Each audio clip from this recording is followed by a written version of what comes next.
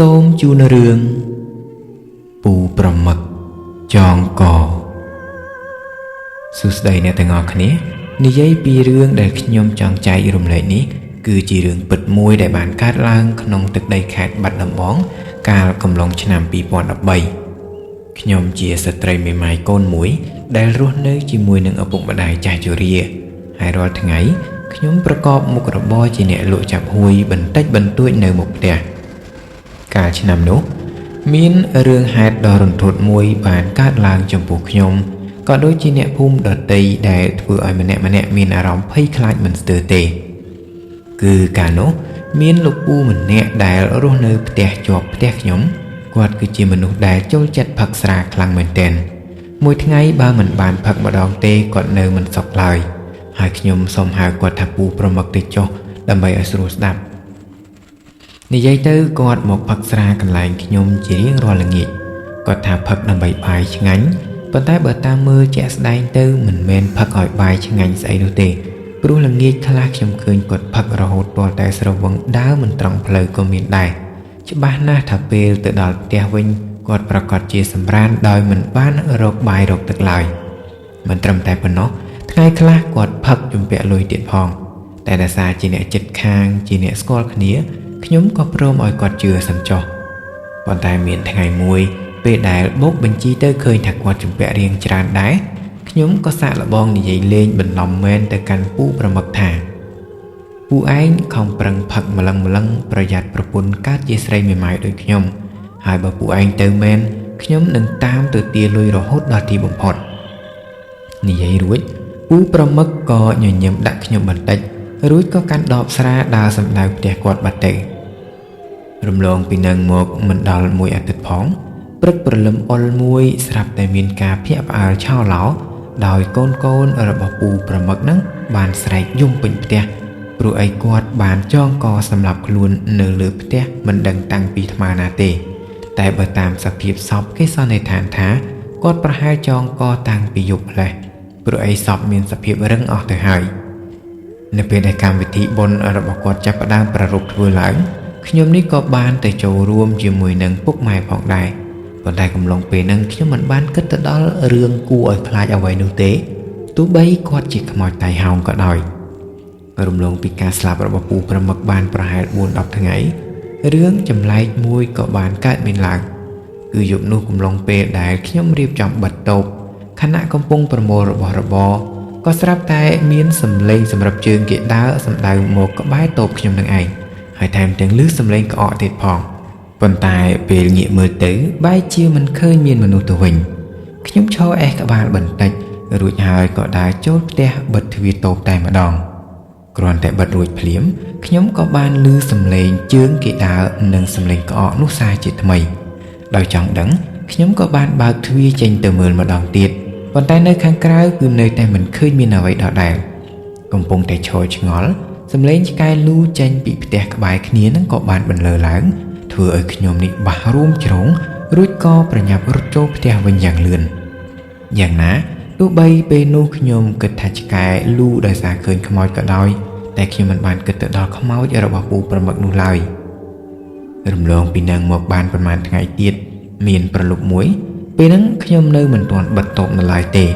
ខណៈកំពុងអង្គុយលេងខ្ញុំស្រាប់តែបានឮសំឡេងក្មេងប្រុសម្នាក់ដែលជិះកង់កាត់ពីមុខតូបខ្ញុំមុននេះវាស្រែកឡើងខ្លាំងដោយការភ័យខ្លាចដល់ពេលរត់ទៅមើលនិងសួរនាំវាក៏ឆ្លើយថាមុននេះវាបានឃើញខ្មោចមិនដឹងថាខ្មោចអ្នកណាទេប៉ុន្តែឃើញរូបរាងខ្មៅឈរតោងរបងផ្ទះពូប្រមឹកឃើញបានមួយផ្លែតរូបរាងនឹងក៏រលាយបាត់ភ្លាមស្របពេលដែលកង់វាដួលខ្ញុំឯនេះពិតជាព្រឺក្បាលខ្លាំងមែនទែនព្រោះជាលើកទី1ហើយដែលខ្ញុំគិតទៅដល់ខ្មោចពូប្រមឹកក្រោយពេលជួយលើកកង់ក្មេងប្រុសម្នាក់នោះហើយ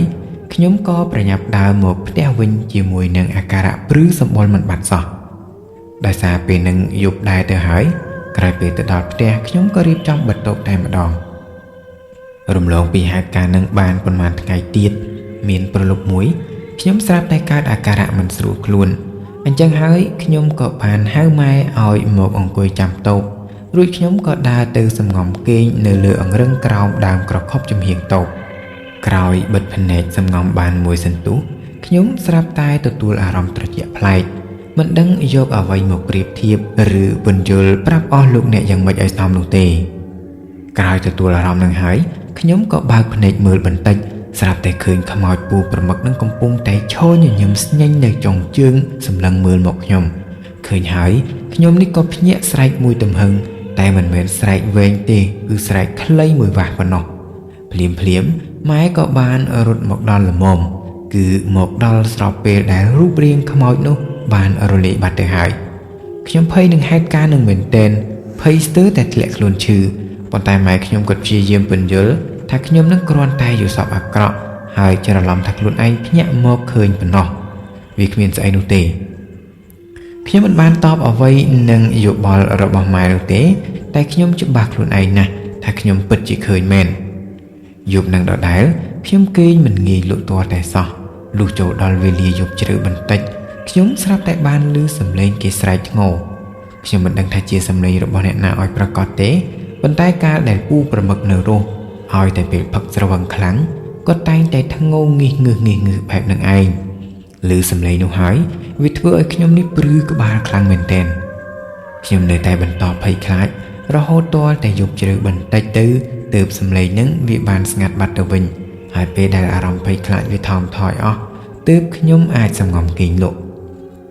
ថ្ងៃស្អែកឡើងខ្ញុំស្រាប់តែកើតអាការៈមិនស្រួលខ្លួនហាក់ដូចជាចង់ឈឺ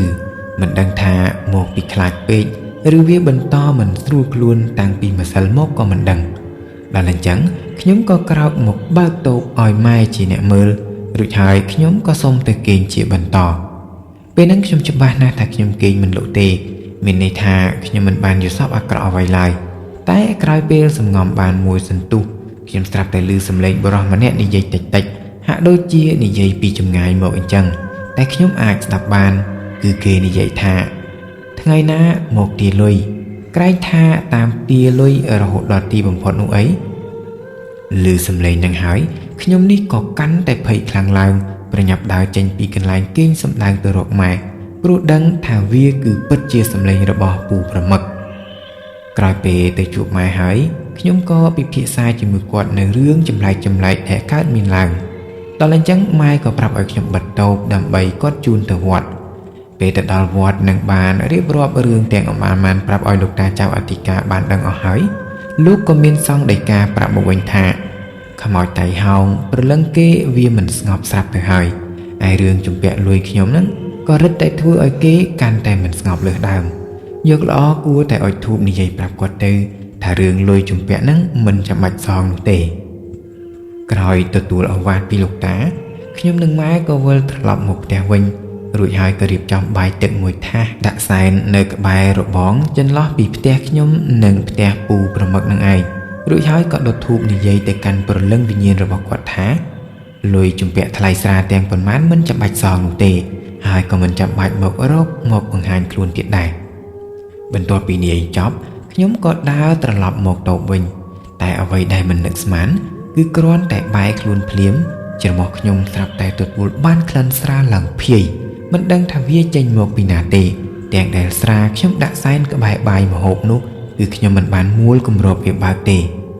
ខ្ញុំយល់ថាប្រហែលពូប្រមឹកគាត់មកទទួលសំណែនទាំងអស់នោះហើយខ្ជិលខ្វល់ច្រើននាំតែខ្លាចខ្ញុំក៏រត់រះដើរត្រឡប់ទៅតូបវិញយ៉ាងលឿនក្រោយពេលធ្វើបែបនឹងរួចហើយរឿងគ្រប់យ៉ាងក៏បានស្ងប់ស្ងាត់ទៅខ្ញុំពិតជាមិនបានជួបរឿងចម្លែកអ្វីបន្តទៀតពិតមែនបាទរឿងរបស់បងស្រីក៏បានមកដល់ទីបញ្ចប់ហើយអរគុណលោកអ្នកដែលបានចំណាយពេលស្ដាប់សូមគោរពលាជួបគ្នាវីដេអូក្រោយ